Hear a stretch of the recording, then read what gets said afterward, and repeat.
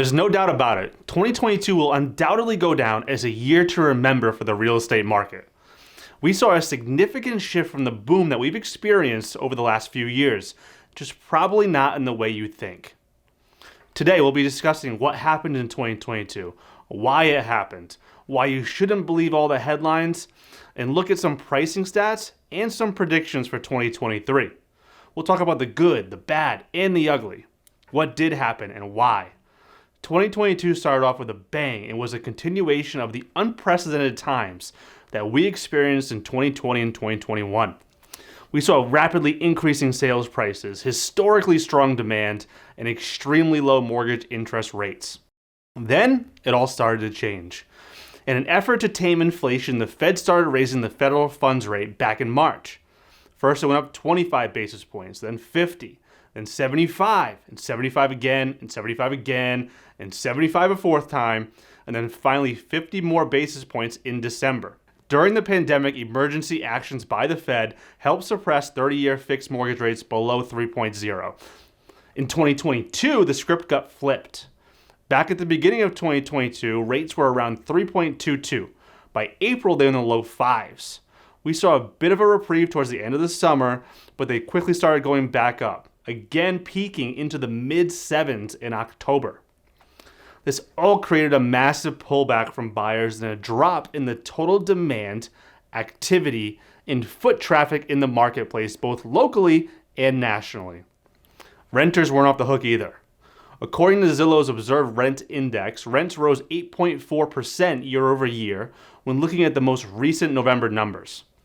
RealPage data indicated that rent prices peaked back in March when they had increased 15.7% year over year. In good news on that front, rents have declined from October to November in 2022, marking the end of a 2-year period that saw rents increase each and every month. How was the residential real estate market affected? Simply put, the total number of sales in the market plummeted when compared with 2021. According to the National Association of Realtors, the total number of sales have dropped 35.4% between November of 2022 and November of 2021. In Rhode Island, we saw the total number of single-family sales decrease by a little over 17%. However, this year was really kind of a Jekyll and Hyde situation. The impact of rapidly rising rates really hit the hardest towards the latter part of the year. When looking at single-family closings in the fourth quarter compared to the same time period in 2021, we saw the total number of sales drop over 33%. Early numbers show the total number of sales in December being down close to 44% year over year. All doom and gloom though, right? Not exactly. People are scarred from the Great Recession back in 2008. I get it. I lived through that. I started my career in 2006. I bought my first home in 2007. I understand what happened back then. I recently ran across a great article from Mike Del Prete where he shared 2 key charts to contextualize the U.S. housing market. He said, quote, "Context matters. The reality is that the market is down, but simple comparisons to a sky-high 2021 are amplifying the scale of decline. 2021 was the hottest real estate market of all time. Historical data beyond what happened year over year can be hard to find." The first chart he shared compared the sales activity of existing home sales going back to 2012. The drop we experienced in the second half of 2022 is not nearly as significant when looking back at other years before 2021. It's much more in line with what we experienced, say, back around 2012. In Rhode Island, early numbers are looking like we'll have somewhere around 9,500 to 9,600 single-family home sales in 2022. Here's a chart looking at the total sales in our state on a year-to-year basis over the last 20 years. Yes, the sales in 2022 are less than what we've seen in recent years, but very similar to what we experienced here in 2015, and more sales than we saw in every single year from 2007 to 2014. The second chart that Mike Del Prete looked at was consumer demand for mortgage loans, specifically purchase loans. This is published weekly by the Mortgage Bankers Association and showed that we saw record lows in demand at the beginning of December, but those were just barely below 2014 levels. In addition, since inflation reports have become more favorable, mortgage rates have begun trending back down from their peaks, and there is a recent uptick in demand. So what about prices? People think housing crash, and they think of values dropping like they did back in 2008. They're not, though. Values have not crashed. In Rhode Island, they haven't even gone down, like at all. They're still appreciating, just at a slower pace, which is a good thing. In Rhode Island, here's a chart looking at the median price over the last 20 years.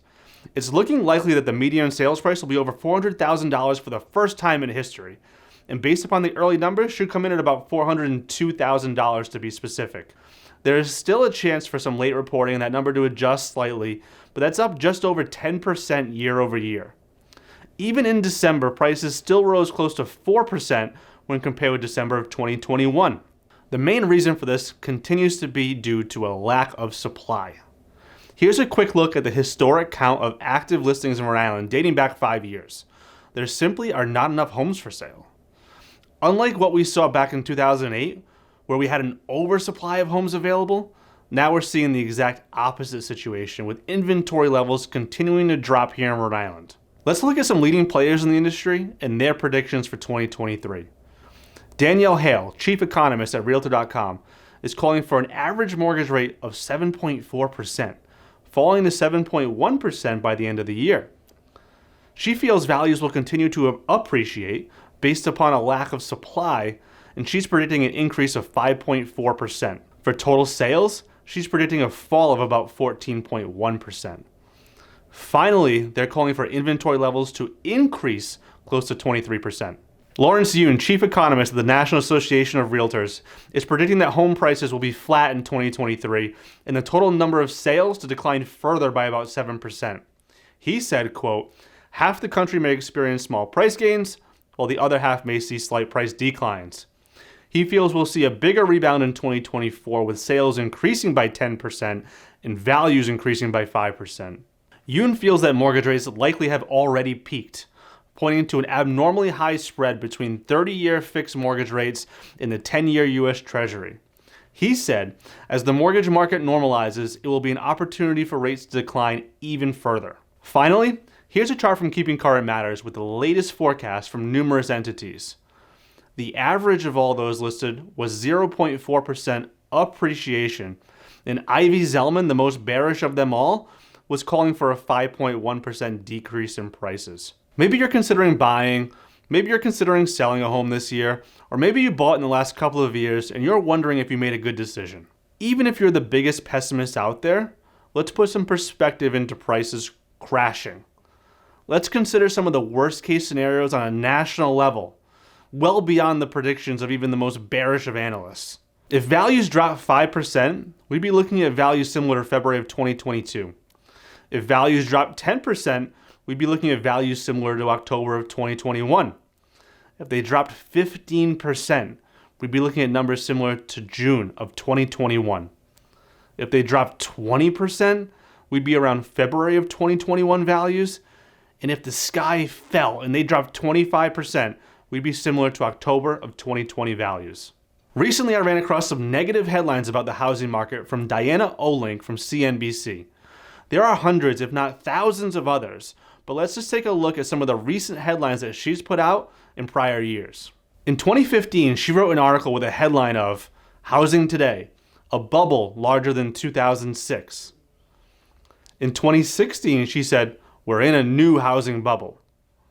In 2017, she wrote, "Home ownership doesn't build wealth." In 2018, she had a headline that stated, "It's better to rent than to buy in today's housing market." In 2019, a headline of, "The housing market is about to shift in a bad way." Also, at the end of 2019, "Next year will be a hard year on the housing market."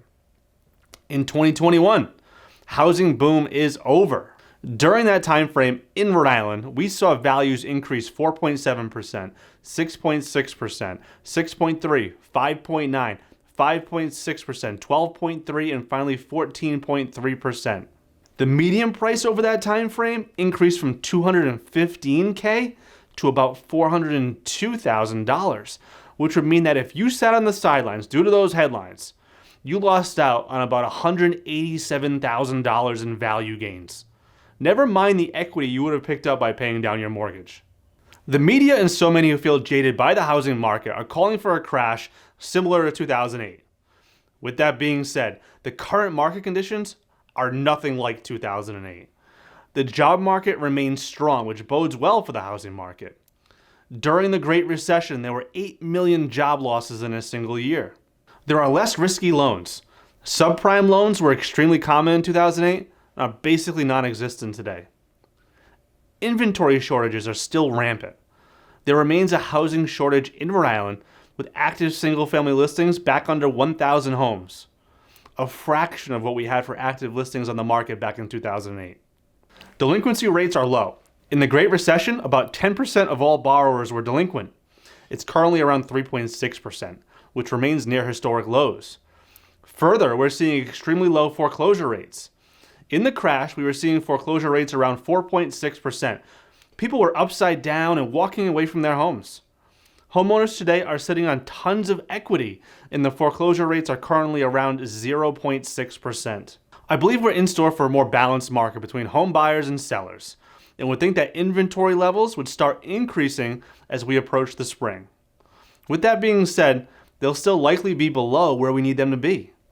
We've seen the rate of appreciation slowing of late, but still going up. I would expect much of the same in 2023 and prices to be pretty flat or continue going up at slower rates until inventory becomes more balanced or shifts to a buyer's market. We've certainly been on a downward trend from a total sales perspective and expect that to continue for the foreseeable future. 2022 has been a difficult year for many. The vast majority of real estate agents have never experienced a shift like this before. Which real estate agent you work with matters more now than it has in some time. Ensure that you have a team behind you that understands the market, has the experience, and is committed to helping you accomplish your real estate goals. It's important not to leave you on a negative tone. People buy and sell real estate each and every year due to the 5 Ds: death, divorce, diapers, diamonds, and degrees. Those happen regardless of market conditions. For sellers, values are still outstanding, and there are qualified buyers in the marketplace actively searching for quality homes. For buyers, while rates are up, you'll face much less competition than you did over the last 3 years, and you won't have to make sacrifices, such as waiving inspections or covering appraisal gaps.